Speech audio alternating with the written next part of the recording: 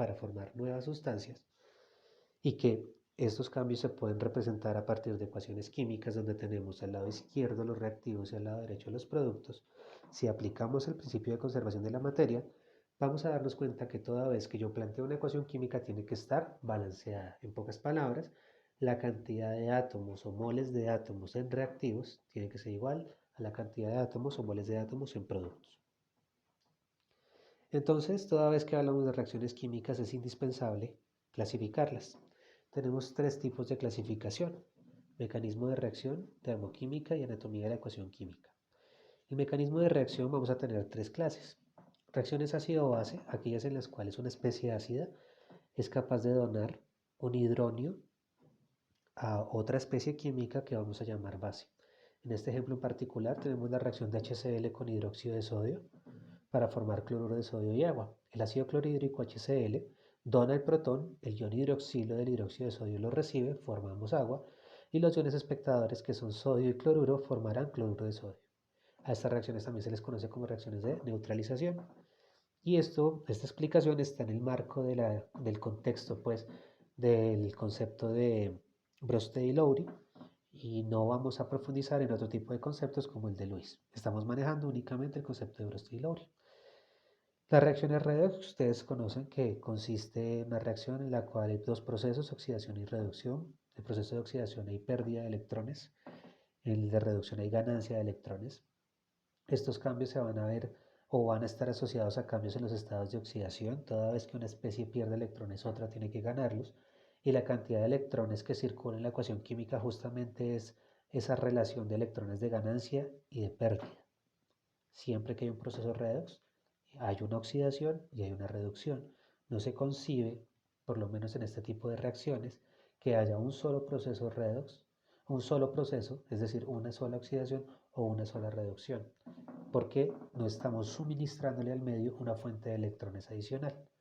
Entonces, por ahora y lo que lleva el curso, las reacciones redox siempre van a involucrar un proceso de oxidación y un proceso de reducción.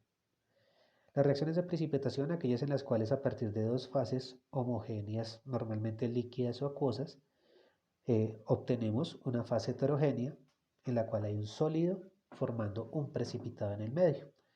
Estos iones que forman el precipitado tienden a tener una interacción muy fuerte, una energía reticular fuerte, por lo que al tener alta energía reticular, pues van a formar un sólido suspendido y los iones espectadores van a permanecer en el medio de reacción, sobre todo en el sobrenadante. La clasificación termoquímica hay dos clases. Endotérmica, aquellas en las cuales hay absorción de calor. Por concepción se le da un signo positivo, por eso ahí aparece que el calor es mayor a cero. Y exotérmica, aquellas en las cuales hay liberación de calor. Por concepción se le da un signo negativo, por eso dice que el calor es menor a cero. Ustedes pudieron haberse dado cuenta de los ejercicios que hicieron, qué casos había liberación o absorción de calor, sobre todo porque se manifiesta en un aumento o disminución de la temperatura, o necesidad de que para que la reacción ocurra se le dé una fuente de energía o una fuente de calor. La clasificación a partir de la anatomía de la ecuación química. Tenemos reacciones de síntesis, aquellas en las cuales a partir de dos o más reactivos podemos obtener un solo producto. Reacciones de descomposición, aquellas en las cuales a partir de un solo reactivo obtenemos dos o más productos. Reacciones de desplazamiento simple, aquellas en las cuales tenemos que un reactivo es un compuesto, el otro es un elemento, y entonces el elemento desplaza uno de los átomos del compuesto, es decir, lo sustituye. En este caso, en el ejemplo, tenemos que la molécula AB reacciona con C, se desplaza a B de tal manera que B va a formar un nuevo elemento dentro de la ecuación y al mismo tiempo se forma un nuevo compuesto que es el compuesto AC. Desplazamiento doble, en la cual, o doble sustitución también se le conoce, tenemos dos compuestos que interactúan entre sí de tal manera que hay como una especie de intercambio de átomos.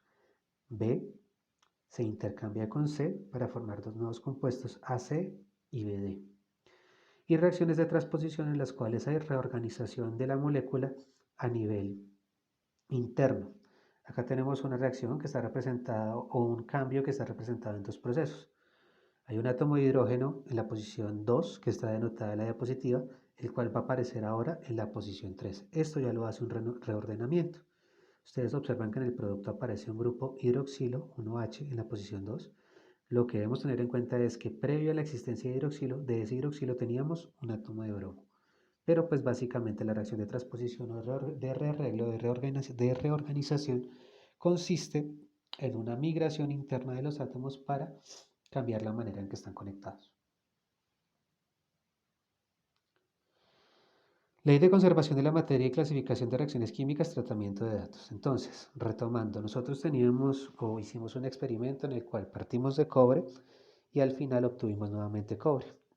Cada uno de los grupos tomó observaciones de cada uno de los cambios ocurridos, que deben estar debidamente descritas en sus cuadernos de laboratorio y que deben ser explicadas debidamente en su seminario. A modo de ejemplo les pongo un enlace que voy a poner ahí en los comentarios del video para que ustedes por favor lo observen, lo pueden adelantar hasta el minuto, perdón, hasta el segundo 58, primer minuto, y van a ver el cambio que va a llevar a cabo este químico, este científico. Van a tomar observaciones y lo van a comparar con lo que les voy a presentar a continuación. Entonces, una vez hayan visto el video, continúan con la reproducción de este. Lo pueden pausar este video de momento. Ok, ya vimos el video. Entonces, ¿cómo se debe hacer el tratamiento de los datos? Ustedes ya tomaron las observaciones del video que acabaron de ver. ¿Cómo se deben presentar en el seminario? Entonces, voy a hacer presentación de la ecuación química balanceada.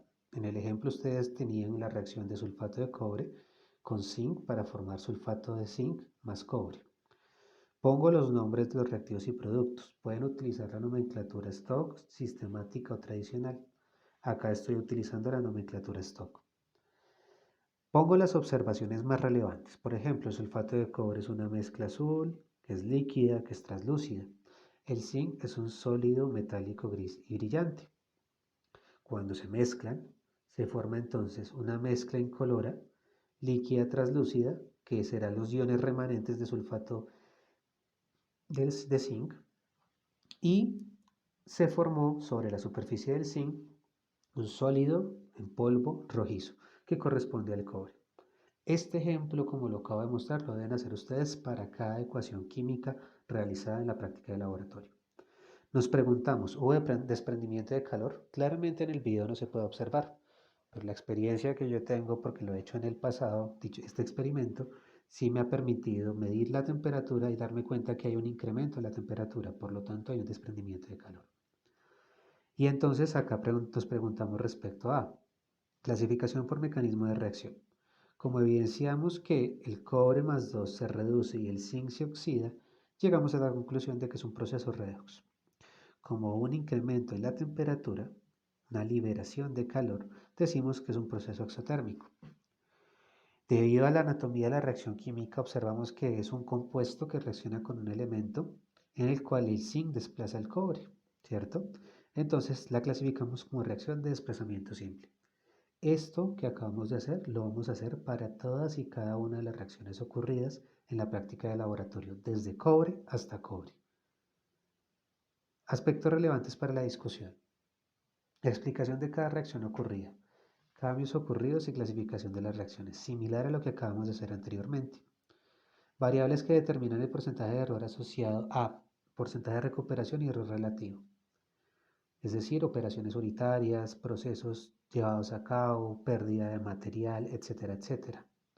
Identificar principalmente las diferentes fuentes de error. ¿Cómo afecta el estado del cobre original el resultado de porcentaje de recuperación?